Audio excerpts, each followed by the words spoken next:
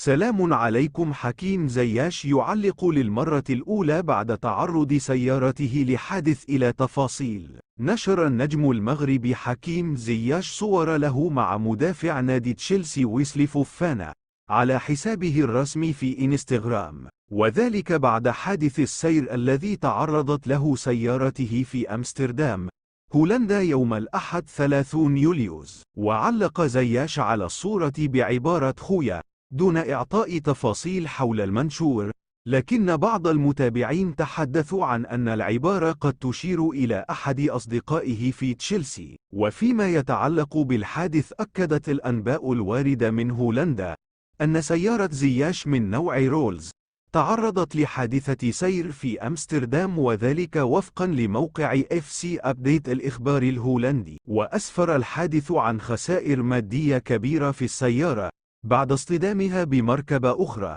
ولم تكشف الشرطة الهولندية عن هوية السائق المسبب للحادث حتى الآن. وتزامنت هذه الحادثة مع قرار مفاجئ من مدرب نادي تشيلسي ماوريسيو بوتشيتينو بتقليص قائمة الفريق للتخلص من بعض اللاعبين الذين لا يرغب في استمرارهم في الفريق. في نهاية، لا تنسوا الاشتراك بالقناة والإعجاب بالفيديو.